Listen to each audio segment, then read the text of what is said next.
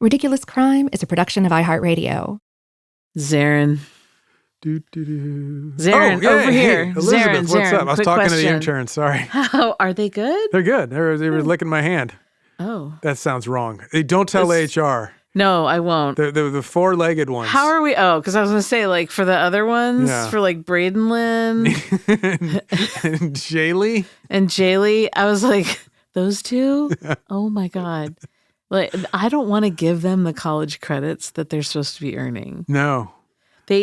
Braden Lynn erased all the emails again. Again? Yeah. Yeah, I think that they've lost their car, or at least lied to me and said that they couldn't come into work because they lost their car. I don't know which one it is. No, like I can't tell. I can't tell them apart. Yeah, I'm like, is that a lie or just an admission of your stupidity? I know. Well, both. Yeah. Do you know what's ridiculous? I do, Elizabeth. Yeah. This is kind of a little bit more serious and a heartfelt plea for the world to slow down and stop changing, because I'm not a fan of all these changes. Oh, I know. You and me both, sister. No, but for real. Like, okay, I don't know about you. I loved mass market paperbacks. Those little books that would fit in your back pocket. Yeah. When I was in college, I was known to always have a book on me because I wore big, pants. Like Junko jeans? Yeah, totally. Like big skateboard so you pants. could put like two friends in each leg? Oh, I could put a 40 in my front pockets. We used to steal a pound of cheese from the Safeway on Market Street in Church. They look like ball gowns. Yeah, no, denim ball gowns. It was insane. We used to do so much, but at one time, friends used to always amuse themselves and ask me to empty my pockets, and it would take 25 minutes because I had so much in there. Like, way more than what I have now, which is like basically a pocket knife and a couple other things, like a lucky penny, a rock or two. Then it was tell the truth. Tell the truth about what you keep in the like kangaroo pouch of your hoodie. What? You have like a notebook, a pen, yes, an extra pair of glasses, yes. a rock. Okay, I still kind of do the same thing. There's just random. I've seen you have to empty it out to like find at security. something. If you see me going to the airport, they're always like, "Sir, could you consolidate some of this stuff?" They always complain to me at security about how much stuff I have in my pocket, or they'll wave somebody over to look at how much stuff came out. Like I'm like a drunk kangaroo, like just pulling stuff out. I've seen you like look for something. Or no, we were at some show and you were pulling out, okay, my phone, some glasses, here's a rock, and two notepads and a pen, and then an unopened can of sparkling water. Yes, it's true. That's 100% true. Why? Well, anyway, and that thing of trail mix. Oh yeah, the trail mix, a packet of trail mix in case I get peckish. So I used to always be known for having a mass market paperback on me, like just like a John D. McDonald mystery, just whatever, like a lot of mysteries generally. And I've learned recently they are stopping the publication of mass market paperbacks. They're going to be like, oh, I got to get a Kindle and I don't even have a Kindle. Or I think I've been given a couple of gifts. I never use them. Now I have to find those and dust them off because my favorite form of book, well, they'll still have size, books in paperback, but it's the ones that like you see on the display. They used to have them in supermarkets. Yeah, remember? totally. Yeah, no, like all the Clive Cusslers and the what's the John Grisham books and the Valley of the Dolls and like. Can we talk about how that's like it keeps popping up in like my timeline and the zeitgeist? God, I love that book. Well, I'm just so bummed the end of that era. I mean, like, come on. What about so now I have to go to like Goodwills and buy as many as I can. Do you want to know why? Why? People don't know how to read anymore. That is true. Have you seen the numbers? It's sad. Oh, but it's terrifying. Post-COVID, it fell off a cliff. Yeah, it's terrifying. Because before then, it was going bad, and it was like all of a sudden the car just went right off the road, and like it stopped going downhill and just went into a ravine, and then the ravine caught fire. Everything, and then it burned all the way up to the river, and it set the river on fire. Now the river's like Lake Erie, it's just burning. And there's only one river. Yeah, it was horrible. There you go, ridiculous, right? That is End ridiculous. Of an era. Do you want to know what else is ridiculous? Please. I've been hired to star in the next Marvel movie called Hammock Woman. And if you believe that, I've got a bridge to sell you. Yeah.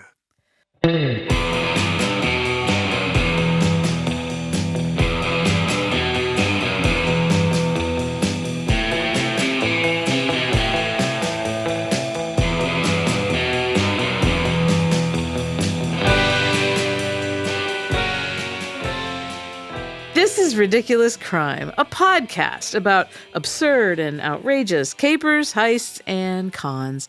It's always 99% murder-free and 100% ridiculous. You damn right. Yeah, I know. There's that old trope that if someone's gullible, we say, well, I've got a bridge to sell you. Oh, yeah, I've heard that. Yeah, and the person is talking about the Brooklyn Bridge. Specifically. Yeah, there are references to this in movies and in cartoons. For example, the 1937 comedy Every Day's a Holiday. In it, a bodacious babe con artist named Peaches O'Day. Great name. Played by Mae West. Yes. Sells Peaches O'Day, new alias, sells the Brooklyn Bridge to a guy for $200. And the bill of sale reads, one bridge in good condition. He must have been very distracted. I'm sure he was. She gets busted. She's run out of town. But she's like a tough, brassy broad. So she comes back in a black wig, calling herself Mademoiselle Fifi. And then she goes on to be elected mayor of the city. Of course. And so Every Day's a Holiday is on my watch list, my to-watch list. There's that. In the 1949 cartoon Bowery Bugs, Bugs sells the bridge to an old man after charming him with a story. And so there was a time when everyone knew this phrase, like, if you believe that, I've got a bridge that I want to sell you. Totally. And so it had to come from somewhere.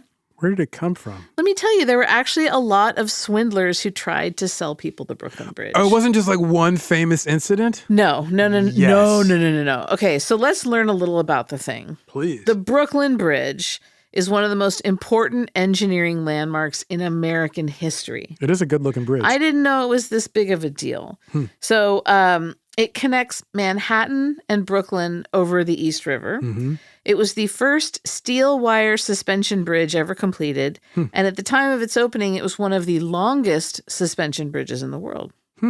So before the bridge, if you wanted to get between Brooklyn and New York City, you had to take the ferry. Okay. Construction started in 1870.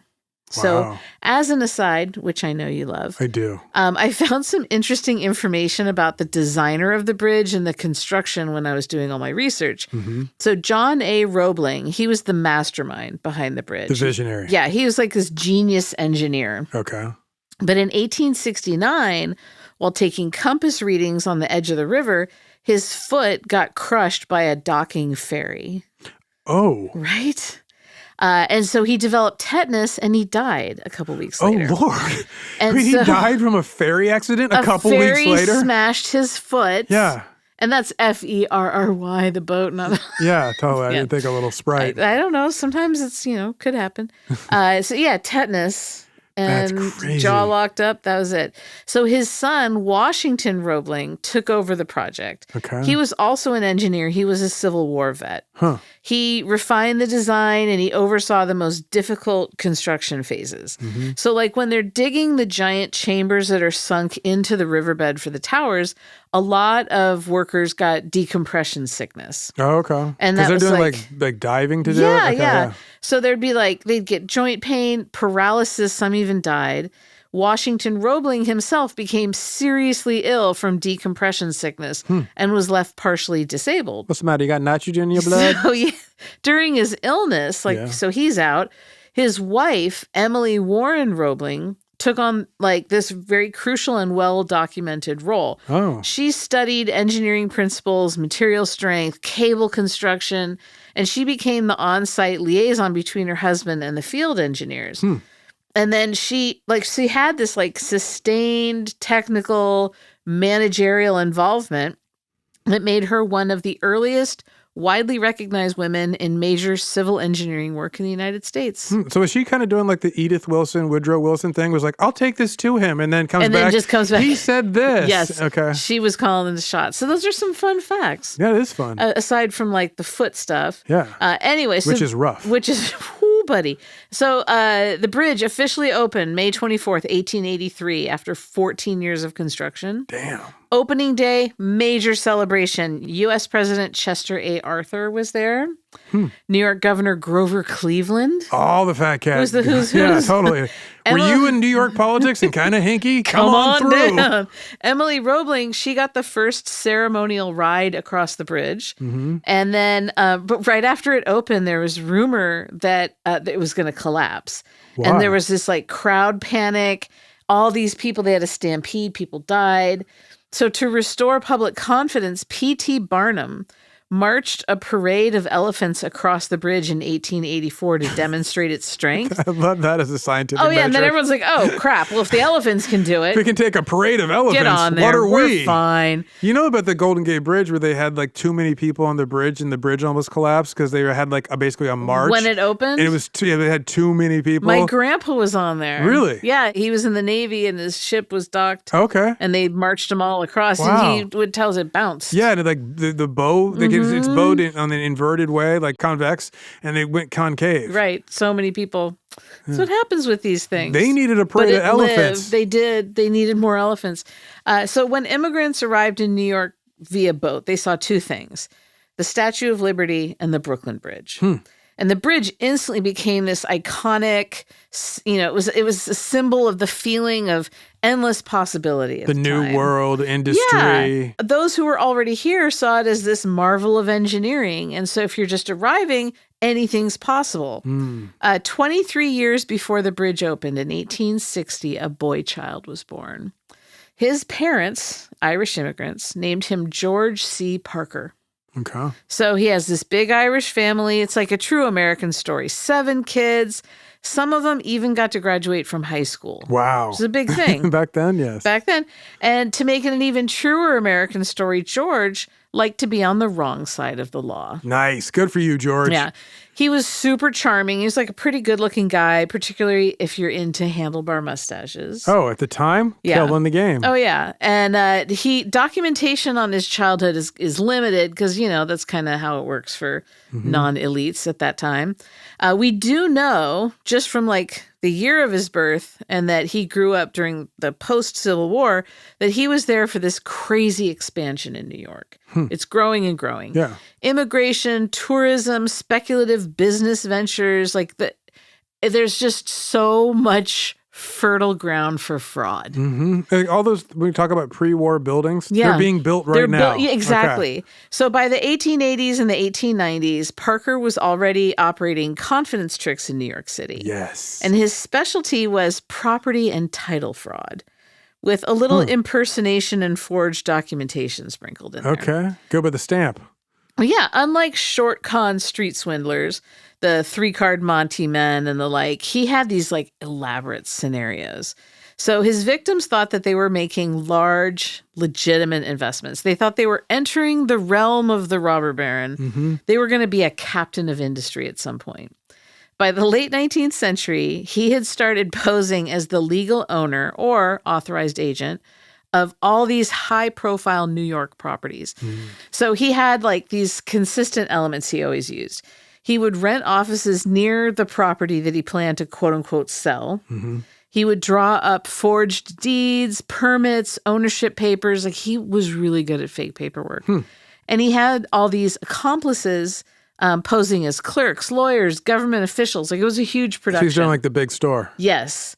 And despite his own parents' history of crossing the Atlantic on an Irish coffin ship, he went after recent immigrants. Well, you gotta go with what you know. Some out-of-towners as well, but like they were dazzled by everything their new home had to offer, and they knew that this is the land of opportunity. Anything's possible. You can go from rags to riches. They're also thinking like the laws are different. It's more open here when it comes to property ownership and stuff. Oh, yeah, than the landlords of old. Right. It was intoxicating, and Parker was there to pour him a cocktail of hope. He's like, come on in. He understood that newcomers often assumed that official-looking paperwork in a rented office meant legitimacy. And not just newcomers who fall for that. People do the same today. Oh, yeah, 100%. But back then, like, there were no title verification systems. It was all by hand. There wasn't like Zillow where you can look at the history of the building. Exactly. And it wasn't as centralized. So document fraud was pretty easy to carry off at that point. Before Ellis Island opened in 1892, immigrants were processed at Fort Clinton in Lower Manhattan. Okay. And then even after Ellis Island opened, there are all these newcomers still pass through Lower Manhattan transit points where all the fixers and the swindlers operated. They kind of had to run the gauntlet. So Parker and all these like similar con artists, they were looking for folks who had some savings, maybe spoke limited English, wanted to invest quickly, and did not understand U.S. property law. And did not have access to a lawyer. No.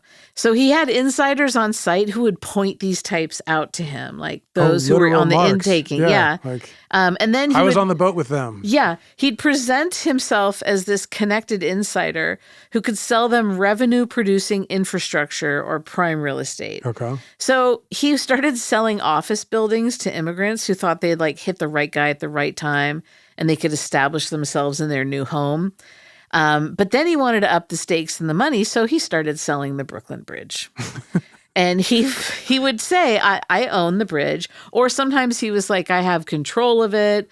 And he would offer victims the right to operate toll booths or control access. And he was like, it's steady revenue. People go back and forth between Manhattan and Brooklyn constantly. A lot of foot traffic. Yeah. And then he'd say, look, it's this privately owned bridge, or there's a transferable concession. And so he's throwing around all these terms. He had forged franchise rights and operating permits. All the documents looked totally legitimate, especially to someone new on the scene. Everything looked official, important, and the contracts that he drew up granted the buyer toll collection authority, because that's the moneymaker. Yeah, that's what they're looking for. So all these victims reportedly attempted to set up toll gates after their purchases. They'd get it all set up, and then the cops would show up and tell them to dismantle it and get off the bridge. Like, no, you move out of here. You don't get to charge a toll for this. Poor suckers. I know. But Parker... the paint's not even dry. The Parker was back. Like, he bribed the captains at Ellis Island Ferry to find him more marks. There was always a new crop. And it wasn't just the Brooklyn Bridge. So he told new arrivals that Ulysses S. Grant was his grandpa and that he wanted to pay tribute to this war hero and construct a breathtaking monument, a tomb. But he didn't have the cash on hand to do it, so he needed investors. Would they like to buy into this most American and patriotic of efforts? Like, did they want to be part owner of Grant's tomb? And these are people, they're coming here for a new life. They want to be part of this amazing country that has so much to offer. Like, of course I'll chip in. And they may have barely spoken English, but they knew who Grant was. Yeah, he won the Civil War. And they knew America. They're like, count me in. Yeah. He also made a go at selling a piece of Madison Square Garden. Wow. And the Metropolitan Museum of Art. Of course, all the big names. And then also the most American of all landmarks, the Statue of Liberty. Of course. You know, mother of exiles. Give me your tired, your poor, your huddled masses yearning to breathe free, the wretched refuse of your teeming shore. Send these, the homeless, tempest-tossed, to me. I lift my lamp beside the golden door. That one. Great poem. That's the one. So I love the tempest-tossed. Oh, it's such a great phrase. So Parker, he's just going along selling things that aren't his to sell.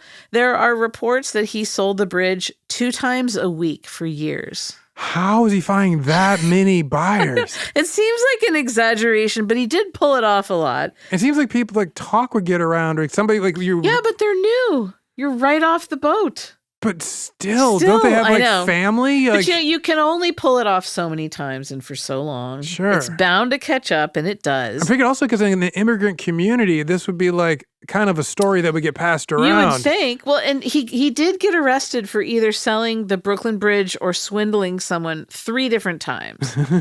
And he would do a little spell inside, and then he'd get out, and he'd go back to his one and only job, con artist. But then in 1928, things got a little sticky. Let's take a break. And when we come back, I've got some complicating factors. Ooh.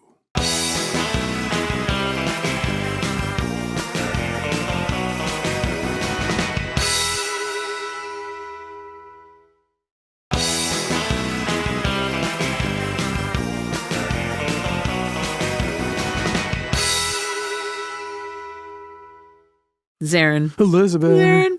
So I was telling you about George C. Parker. Yeah, you were. I was. He's credited as the guy who originally inspired the whole, if you believe that, I've got a bridge to sell you line. And there are all sorts of articles about him and his exploits. He's mentioned in books. He has his own Wikipedia page. And there's a photo of him on there. Like I said, handsome gent. But did he have the actual mustache you described earlier? Oh, yeah, he totally did. Yes. Yeah. And on that page, there's a link to another swindler, a guy named William McCloundy. Wow. He also has a Wikipedia page, although it's terribly thin and there's no photo. So I went diving into the newspapers.com archive for information on McCloundy, and I found just one run of articles from 1928. Some had a photo of him, and he was not a particularly handsome gent. Was he well worn? He was ridden hard, put away wet? Yes. But in those articles, they list George C. Parker as an alias of William McCloundy. And McCloundy's criminal history and legal woes line up with those of Parker. Whoa. So were they the same guy? Did Parker go through a couple rough years of hard drinking? The photos, I mean, it's not even close in the face. Not even same facial structure? No, okay. not at all. Not at all. He has like totally different face, different size body, everything. Yeah. The photos argue against them being the same guy. But the news reports sure make it seem like they're one in the same.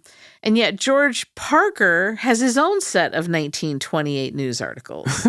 None of them mention McCloundy. Interesting. Yeah, so McCloundy articles, those are from July of 1928. The Parker articles are from November, December 1928. Okay. So McCloundy's listed as 68 years old. And Parker is listed for the most part as 58 years old, but some say 68. Let me read you a short article about George Parker from a December 18th, 1928 Wire story. Man who sold Brooklyn Bridge gets life term. His hands trembling beneath the frayed cuffs of his wrinkled coat, George C. Parker, 58, one-time king of the confidence men, was sentenced to life in prison today for forging a $150 check. Parker, famous in the naughty 90s as the biggest of big-time confidence men, is the city slicker who first sold the Brooklyn Bridge to what was then called a hayseed. It made him. Later, Parker started one new year right by walking out of a local jail where he was awaiting trial wearing the overcoat and resplendent official cap of the new sheriff of the city of New York, starting his first day in office. Altogether, Parker was arrested 12 times and sentenced 7 times. As is usual, his first conviction started him on the downward path from his eminence as a crook. He was sentenced today under Baum's Law, which makes mandatory on a judge the life sentencing of a fourth offender against criminal laws. In his prime, Parker was known as the best-dressed grafter in New York. His clothes today were threadbare, and he seemed broken after his long duel of wits with society. So this is 28. He got famous in the naughty 90s. So we're like looking at 30 years at least later. And he's still like the talk of the town enough that people are referencing him. Like, you know who this guy is. He's the number one. He's the king of the con men. But he's fallen off and seen hard times. He's not all over the papers in those years. Yeah. It's crazy. So it's kind of like a throwback. Like, oh, this guy got caught again. Ask your parents about him. And he gets pinched for a check for $150. And why locked up for life? But then, well, I'll get to that. But so then in the Brooklyn Daily Times 5 months earlier, there was the story about William McCloundy. He's listed as 68 years old and living at 349 3rd Avenue, Asbury Park, New Jersey. And they mention him selling the Brooklyn Bridge and other properties, and they say he spent 20 years in prison. So he's pulled from New Jersey into New York because a guy named Max Schmeier said McCloundy sold him 10 lots on Highland Boulevard, and the problem was that McCloundy didn't own them. Yeah. So in the article, they list off all of McCloundy's aliases. I.O.U. O'Brien. Get out of town. No, I.O.U. O'Brien. That's a hell of a street name. Captain George C. Parker. Okay, so that's when he wears his uniform. Warden James Kennedy. Smart. But see, that overlaps with Parker's thing of that he dressed like the police chief to escape. Yeah. So apparently he'd been passing himself off as, quote, captain of a large ocean liner and also warden of the city prison. When he sold the bogus lots to Schmeier, he was calling himself Albert Murch and said he was a real estate man. So the article says McCloundy first sold the Brooklyn Bridge in 1901. And he was arrested for that and did 2 years and 6 months in Sing Sing prison for it. Okay. Then in 1911, he sold interests in City Hall. And that got him another 2 years in Sing Sing. Once out, he gets busted for forgery, does another 4 years and 5 months in Sing Sing. According to the article, quote, He served 10 days in the Kings County Jail in 1907 on a grand larceny conviction. Other terms included 1914, impersonating a police officer, 6 months in city prison. 1915, 1 year in penitentiary for forgery. 1923, 6 months city prison, attempted grand larceny. 1923, grand larceny, Boston, Massachusetts, no disposition.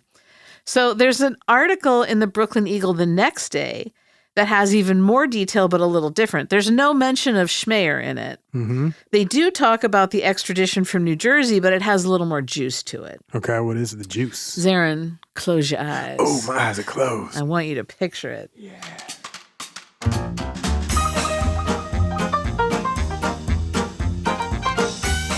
You are a New York City police detective, a fellow by the name of Benny Driscoll. It's July 6, 1928, and you're working a string of cons that goes back decades. You've been chasing this perp all over. He tried to sell the Brooklyn Bridge, if you can believe it, and City Hall, and he's constantly passing bad checks and swindling folks out of their hard-earned cash. But this afternoon, this stops. You and your partner have driven over to Asbury Park, New Jersey. It was a real drive. Your future great-grandkids will be able to zip through the same trip, driving a little over an hour on smooth paved roads and sleek cars with power steering and anti-lock brakes and suspension systems and air conditioning and radios and touch screens and heated steering wheels. You, though, are chugging along down rutted roads and under construction highways in a brand new Ford Model A. You are an impatient driver. An old jalopy pulls out in front of you around Perth Amboy and creeps along, slowing your progress. You hit the switch for the growler siren and it slowly comes to life. You turn on the red lights. The truck pulls over to the side a bit, and when the driver sees the emblem of NYPD on the side of your car, he shakes his fist at you out the open window and yells something you can't make out. After what feels like an eternity, you arrive in Asbury Park. Your partner draws his finger along the map in his lap and directs you to a house. It's a few blocks from the beach. People still have American flag bunting up on their porches from the 4th of July. It's a hot day, but there's a lovely breeze coming off the water. You pull up in front of a small clapboard house and stop the car. Some kids come stare in awe at the cop car from New York City. You get out and you reach into the back seat for your hat and your suit jacket. You fan yourself with your hat before propping it on your head and donning your light jacket, your shirt sticking to your back with sweat. "What are you doing here, mister?" A brave kid shouts at you from across the street. Your partner tells him to beat it, and you both head for the door of the house. You step onto the porch and knock. No answer. You hear a cough coming from behind the house, so you nod at your partner, and the two of you make your way to the backyard. You peek over the fence and see a man. He's a short, squat fellow with small eyes and tiny round glasses. He wears a straw pork pie hat with a blue and red striped ribbon around the bottom of the crown. He has a measuring tape in one hand and the other hand on his hip. He looks up and spots you and your partner. "Can I help you, fellas?" he calls, smile on his face. "William McCloundy?" you ask. Sure, who's asking?" he replies. "Detective Benny Driscoll," you announce. "Come out from back there." The man's face falls and he begins a slow trudge toward you. He opens the gate and looks up at you. You tell him he's under arrest. Then you list off the litany of crimes that got him there, and you hold out a judge's order directing his extradition to New York. Just then a man approaches. "Hey, what's the big idea?" he booms. You tell him to mind his own business, and he tells you to get out of his yard. "Your yard?" you ask. "Yeah," he tells you, "this is his house." You stare at William McCloundy. He looks sheepish. Your partner grabs a tape measure from his hand and slaps cuffs on him. You start marching McCloundy toward the back seat of your Ford. You tell the homeowner that you'll be out of his hair now, but that he shouldn't be surprised if someone else shows up saying they just bought this place. If so, call the cops, you tell him. He looks confused. With McCloundy in the back seat, you get the car going and the engine roars to life. "Shame you picked me up when you did," McCloundy tells you. "Why is that?" "Size of that lot, I could have sold that place for $17,000. You shake your head and pull out into the road, the kids from across the street chasing after you, the long drive ahead of you, and a real wiseacre in the seat behind you. So are people just paying like full cash for these properties? Yes. Yes. Wow. And he draws up a fake deed and then... So they're basically like doing like a loan in their immigrant community with somebody, getting the money, cash on the barrel head, buying the whole thing out. It wasn't even all at once. He's saying you can do it on a payment plan. Sure, but I'm assuming the payment plan is like in like not 40 years or 30 years. No, it's like 10 payments or something. Yeah, exactly. Yeah. So if he can get just a couple of them. Seriously. I love also, by the way, that McCloundy was selling like pieces of City Hall because it's like, the people, the powers that be, that's their job. They sell City Hall. Exactly. They're going to be real mad at you. Like, honey, we already own it. Yeah. So back to that article. The article said that he sold the Brooklyn Bridge for $50,000 in 1885. Okay. So that's about like $1.7 million now. Thank you for the conversion. No problem. For that sale, though, he served 2 years and 6 months in Sing Sing. And the article says that McCloundy was selling to visitors from, quote, the West, not immigrants coming from Europe or the East. So are we thinking the West means like Ohio, or do you think the West means like Oregon, California? I have no idea. Okay. They just keep calling it the West. So then here's the overlap. The article, this one that I just was talking about, unlike the other one, says that the indictment against McCloundy was for a bad check for $150 that he tried to pass to Mrs. Emma Ramsey of 1526 Kimball Street. That $150 check, that's like Parker. They also mentioned that, quote, 6 months ago, he gained the confidence of Mrs. George B. Titus, widow of a police inspector, and obtained from her a diamond ring valued at $5,000. Oh, widow of a police inspector. Right? He told Mrs. Titus he would take it to Tiffany's to have it fixed. The police expect to locate other victims of McCloundy's wily ways, many of whom have kept quiet because of a distaste for publicity. Oh, that old rub. Yeah, so that one I hadn't seen in any of the Parker stuff. The article continues, quote, McCloundy, whose favorite alias is Warren Kennedy, pretending to be the warden of a jail, talked freely about his various arrests with the inspector and mentioned the earlier ones. Quote, they were in the good old days before the police became so systematic, he told the inspector. In court, McCloundy said he did not have funds to employ counsel, and David Malbin was assigned to defend him. He said he had 4 children, but does not know their whereabouts. I bet not. They're going to try and keep it that way. So some of the details are the same. Some are different names. The most striking thing for me is that the photos are not the same guy. And could not be. Like, it's like, this guy's 5'7", this guy's 6'2", this guy's got a square face, this guy's got a rectangular face. Yeah, so is it the same guy? I do know there were multiple people trying to sell the Brooklyn Bridge to dupes, and that's why we have that trope. Did the press get confused by all the aliases? Was it just one guy whose crimes and identities were hard to keep straight? The articles on both men mention that Baum's Law. So that was a New York state law enacted in 1926 that was designed to address rising crime rates by targeting habitual criminals, or what they were calling 4-time losers. It's like recidivists. Yeah. So Senator Caleb H. Balmes was the one who put this together. He wanted to curb crime by incapacitating repeat offenders. And this is like an early version of 3 strikes. Yeah, I got you. So the law removed judicial discretion for 4th-time felons. So automatic life sentence. So mandatory sentencing. Judge is like, look, my hands are tied. Can't do anything about it. Defender's like, you should cut a deal. There's no deal to be cut. Before this occurs, like on your second or third offense. It's like, when you hit 4, you got a life sentence. That's it. And the felonies didn't have to be violent. It didn't sound like it. Yeah. It just seemed like if you go before a judge 4 times, you get convicted. For a felony, yeah. And so in addition to the 4th felony rule, it introduced longer sentences for first-time offenders, and it tightened up parole restrictions. So they amended it in 1936 to allow for a little more flexibility. But like we said, it went on to influence 3 strikes. Like California, we got in 1994. Now, do you think that was because baseball by then was so much more popular? I think so. People were like, 3 strikes, you're out, and 4 strikes is like, I think so. 4 balls, take your base. And like I don't know. Ours wasn't revised until 2012 to require that the 3rd strike be serious or violent. So anyway, this newish law is mentioned in the pieces about both Parker and McCloundy. And then that would fit if they were 2 men or just one. Either way, a lot of felonies were committed. So we attribute the fame of selling the Brooklyn Bridge to Charles Parker, who may or may not have also been William McCloundy. And it seems like he started the game much earlier than McCloundy's arrests. But there's a dark horse out there. Oh, we got a third option? Someone I stumbled upon in the old papers. Another big shout out to newspapers.com, who really should become our sponsors.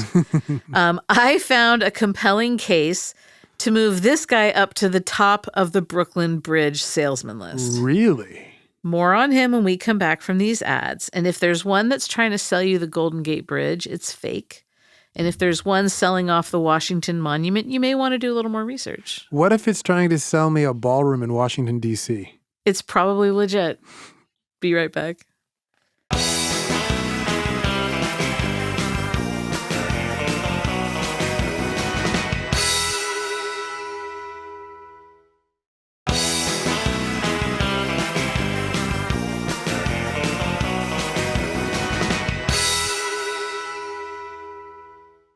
All right, Zaron. Elizabeth. So I promised you a new guy, but I do want to finish up the story of the other two before we move on. Okay, yeah, please. Tie off that string. Yes.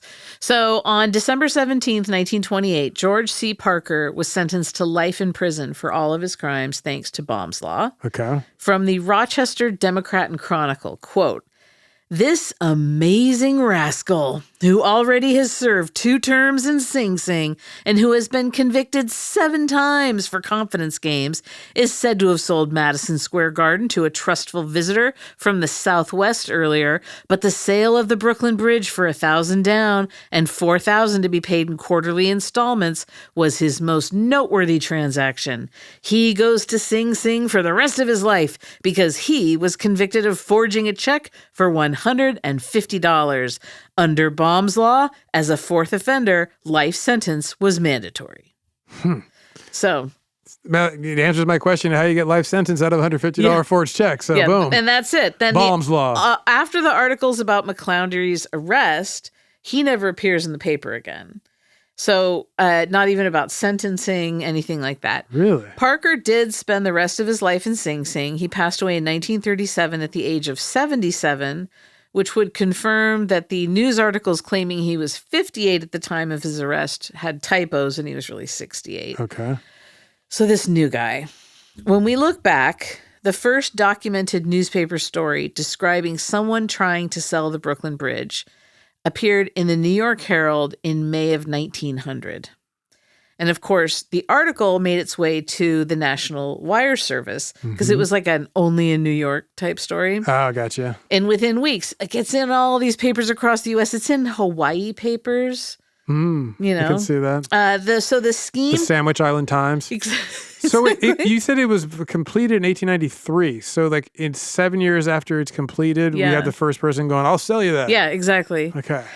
So the scheme to sell the bridge was described as a new variety of bunco fraud. Yes. Okay. And we've talked about bunco in depth. And that was another thing about the story that drew interest. Everybody knew about bunco, but no one had seen something this audacious before. So even the attorney who received the complaint indicated that he'd not encountered this type of scam before. He did what now? And so this article that's talking about it, it's the victim goes to an attorney to make the complaint. And then it goes from there. So here's how it starts off. Quote, "The police are looking for an Italian bunco man who has been swindling his fellow countrymen for the past month in a novel manner. He was first heard of when Signor Luigi Corelli, an Italian merchant who recently landed in New York, went to the office of lawyer Robert Racy in the Aaron's building at the corner of Elm and Franklin Streets and told a remarkable story of how he had been fleeced by the swindler. He told his story through an interpreter, explaining that he'd been buncoed out of $500. So now I need to add here that this is primetime yellow journalism. Everything is sensationalist and insensitive. So in conveying in equal measure, in conveying what the translator says, the newspaper makes sure to give the best stereotypical Italian accent written out. Written in vernacular. Oh yeah. Oh yeah. So can I read to you Please. the transcripts? "How did the bunco man get it?" asked lawyer Racy. He sella the Brooklyn Bridge to my friend, explained the interpreter. Sold the Brooklyn Bridge to your friend? Sure, answered the interpreter. Only not all the bridge, only New York aside. He tella my friend Mayor Van Week owna the rest. He tella my friend the Brooklyn Bridge do much a business. He meta my friend just so soon the ship come in. He find out his name, sure. Pretty soon he say, hello, Signor Corelli, and he shake a the hand. My friend think he know him in the old country, but forget a the name. All right. He say he sell my friend one piece New York aside for week, and then he like buy all Brooklyn side too for $10,000. Very cheap for the Brooklyn side of the bridge, remarked lawyer Racy. I'd give that much myself for it. My friend buy Central Park Bear, too, and 2 stores, continued the interpreter. So the article goes on to talk about all the others who got scammed by some Italian guy. Mm-hmm. And then the lawyer tells Signor Corelli that he'll report the matter to the police.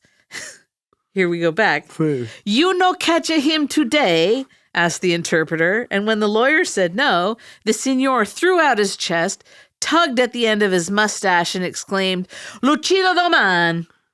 My friend, very bad, explained the interpreter. It's like Borat. I know. He say when Mr. Bunko no buy at the bridge, back he killa a Mr. Bunko tomorrow. Goodbye. Damn. And off they went. If you don't fix it today, my friend here, he has a pistol. He's going to kill Mr. Bunko. Dude, can you imagine coming over here with like your steak to start a new life? You meet a guy who you think is from the old country. You're like, oh, this will be my first business. And he's it's like buying a butcher shop. You're imagining this will be great for your family, and I'll let your you kids. in on this, and it's a money maker. And instead, you're like, oh, it's a bridge. It's and he does it, and he's like, what? I don't. And he loses his whole nut, and then he's like, only thing I got left is my pistol. Lucido, da man. Okay, good hand gestures, by the way. Thank you. It was adding value. And so the fugitive Italian confidence man remained anonymous, but not for long. Eventually, his identity was discovered.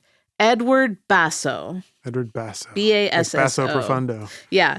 So his name came out during a hearing in federal court on a separate immigration fraud case. Oh. There were witnesses there that were like, oh, yeah, I was conned into buying the Brooklyn Bridge by that guy. Oh, yeah, I know him. There was a man named Frank Maddalene. He was the son of an Italian saloon keeper.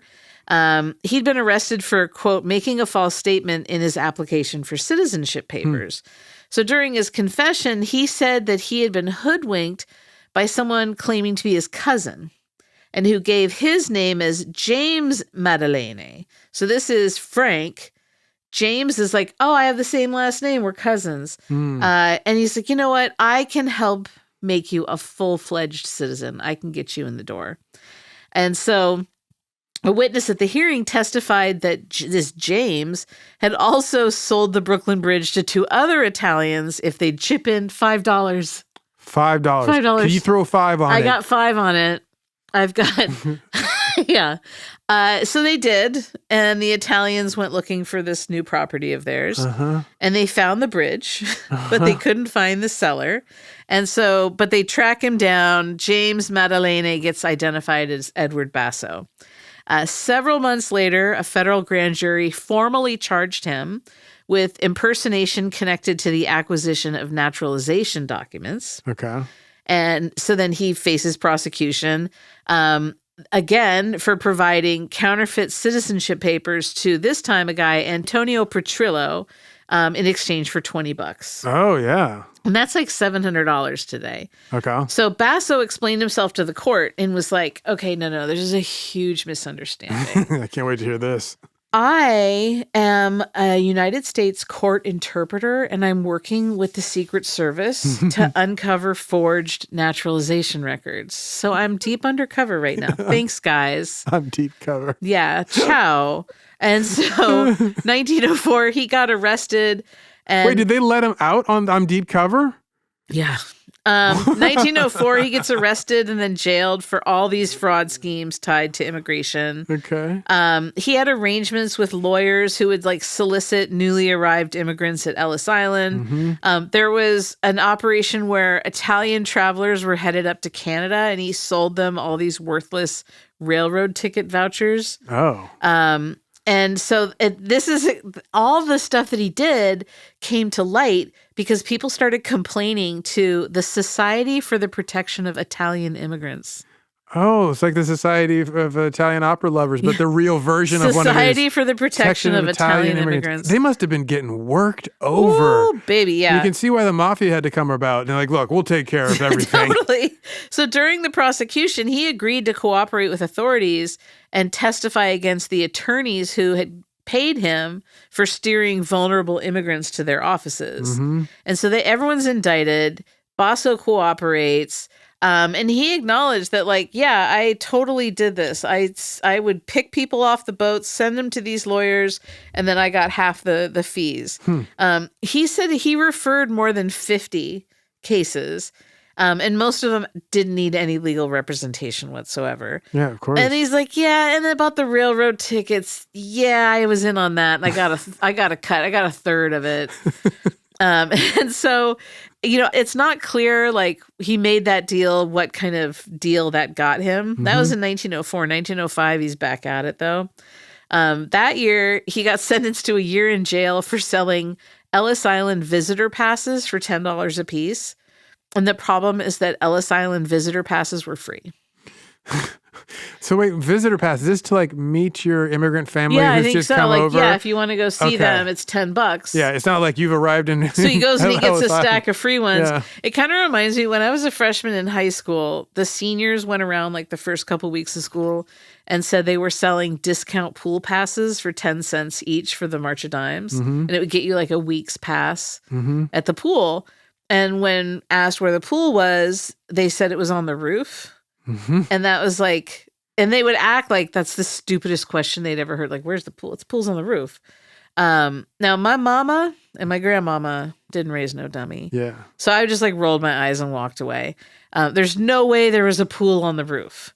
And like, that's too dangerous. The building's so old. Yeah. Like, it's just not happening. It's not working out. But there were girls that fell for it. So much so that the nuns had to make an announcement one morning explaining that there was no pool on campus, not on the roof, not in some basement under the auditorium, as others were told, and that we were not to give anyone a dime or any other change for anything. So basically, I went to school with a bunch of budding bossos who just wanted change to buy chips for the vending machine. Oh, dude, we did the same thing in high school, which is we had students like at Jesuit, you'd have to like do turns of like as you were a freshman because everyone knew you weren't driving. And so you would have to work the like for basketball games and different nighttime events, basically directing people into, because our school had a big, long road going into where you would park. So you'd stand at the far end and tell them you're coming the right way, and then someone else would guide you. So those of us who stood at the gate would charge people money, like $5 for parking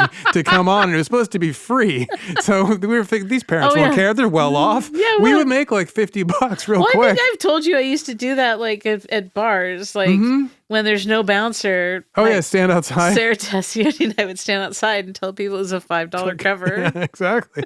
And check IDs. As long as you have change and you act like you're annoyed. And we checked IDs and act all blasé, and you make money that way. Anyway, so Basso. We all got a little Basso in us. Everybody's got a little Basso in them. When the Ellis Island Pass thing came out, papers started connecting the dots and like running stories that included information about his previous scams about selling landmarks. Here's from the New York Times. Edward Basso, an Italian, who once upon a time derived a considerable income from the sale of shares of the Brooklyn Bridge, the Custom House, and the City Hall, to confiding fellow countrymen just landed, was sentenced yesterday to a year in the penitentiary by Justice Wyatt in the Court of Special Sessions. The charge against him was petty larceny and was made by Antonio Mancuso, a Brooklyn shoemaker, who said that Basso sold him a pass to Ellis Island for $10. Passes to Ellis Island are free upon application to the steamship companies. Owing to the efforts of the Society for the Protection of Italian Immigrants, Basso was arrested last April on the charge of grand larceny. He pleaded guilty before Judge Neuberger in General Sessions, and on an apparent earnest promise to reform, sentence was suspended. His lawyer yesterday made a plea for him on the ground that he had a wife and 8 children to support. Quote, "That's a poor reason for defrauding the wives and children of hundreds of families," remarked Justice Wyatt as he imposed the limit allowed by the law. Turnabout is fair play, Your Honor. Right, exactly. So much like William McCloundy, Edward Basso faded from the public eye after repeated incarceration. But there is a very good chance that it was he and not George C. Parker who introduced the idea of selling the Brooklyn Bridge to the gullible. So the Italians started it, the Irish picked it up and ran with it. Right. This is a very New York story. Isn't it? It's so.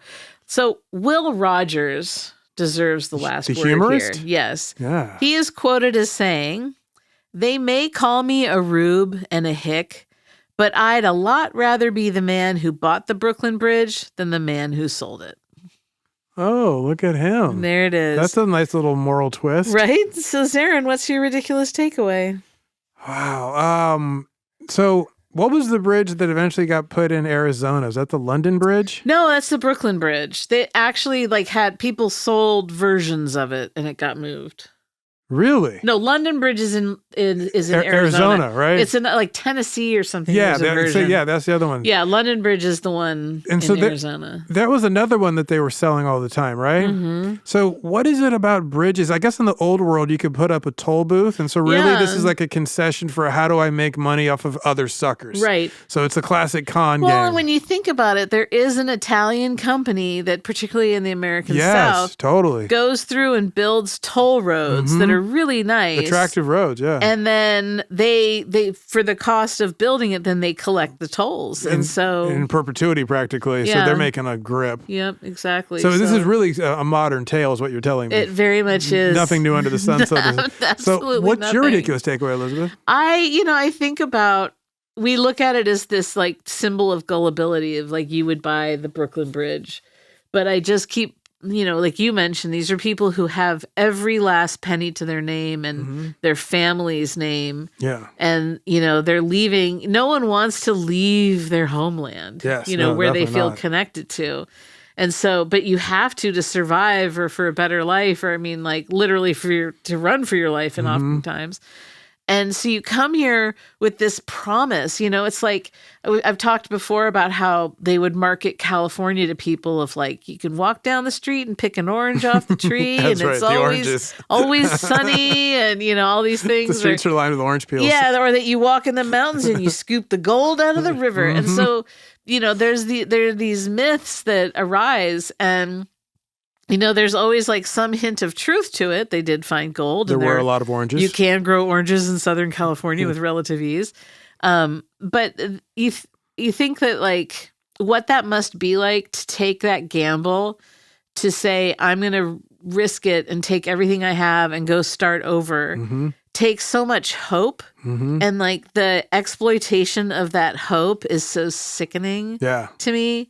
And so easy. It's so easy. You can see it in their eyes almost. Well, and you hear all sorts of success stories. And it could be something like, my cousin came over and he bought a butcher shop and then hit it's $17 growing and growing. And you think, okay, well, I've got this money. And in I'm some industrious, cases, I work hard. Yeah, and it's you got $5 on the Brooklyn Bridge. They're like, okay, I'll scrape this together and then I can be in on this. And you look around too at that time. It was just filled with these stories. But it's also filled with incredible wealth. Yeah. You see the absolute sickening wealth all around you and you think I want a piece of that. And there's also the rags to riches aspect, which is what's to stop me? You could become super wealthy. Yeah, exactly. This is not like in the old country where only certain people had the chance to get wealthy. So it's this clash. This fascinates me because it's a clash of the best of humanity and the worst of humanity. Because it's not even that they're not violent. It's just so low and petty.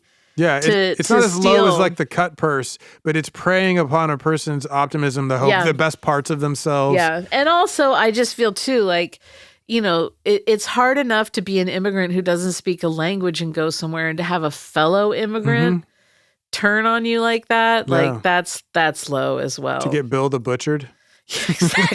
Exactly.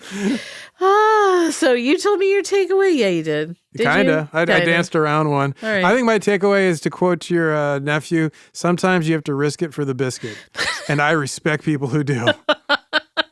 You do. Sometimes you got to risk it for the biscuit. Oh, and on that note, I would like a talk back. Talk back. Oh my God, did he just say that? OMG. Hey Zaron, Elizabeth, my name's Chris. I'm from Bristol, Virginia. Just want to let you know that I was high for 31 years. I've been sober for 2, and whenever I'm feeling down, whenever I'm jonesing to go get higher, having cravings, I'll go to your show, and it helps get me through each time. Thank you for being there.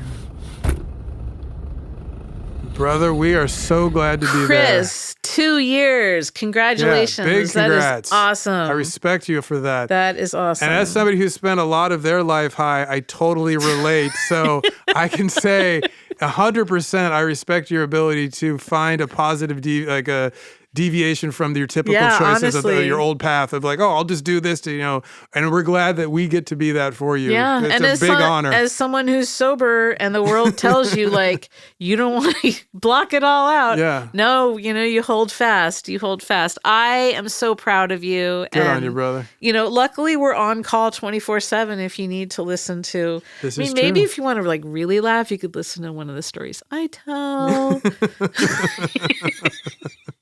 Anyway, that's awesome, Chris. Thank you for sharing that too. Like, I like that. We've said it before, like we got to stick together in all this, and all also, of us. We do this for y'all. I mean, like we love telling each other stories, but what motivates us is to tell these stories to y'all and to know that from what we hear back that it means so much and it helps you because we would like to be helped that same way. So it's like a big circle. We're all helping each other get by and get through this. And rude dudes, we all have each other's backs. Like when we have rough weeks, knowing that you guys are out there helps us. You have no idea. Honestly. Seriously.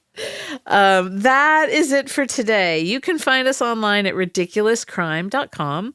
We're also at Ridiculous Crime on Blue Sky, Instagram. We're on YouTube at Ridiculous Crime Pod.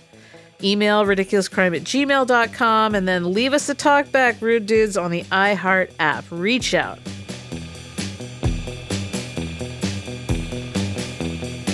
Ridiculous Crime is hosted by Elizabeth Dutton and Zaron Burnett. Produced and edited by Dave, I'm not a notary, but I play one on TV, Kustin. Starring Annalise Rutger as Judith.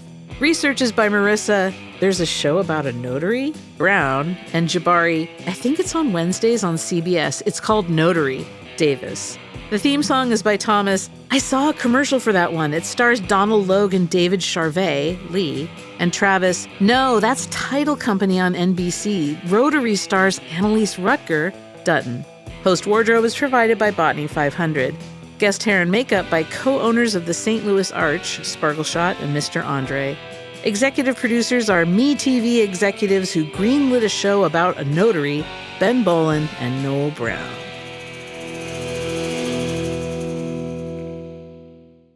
Ridiculous crime. Say it one more time. Ridiculous crime. Ridiculous Crime is a production of iHeartRadio. For more podcasts from iHeartRadio, visit the iHeartRadio app, Apple Podcasts, or wherever you listen to your favorite shows.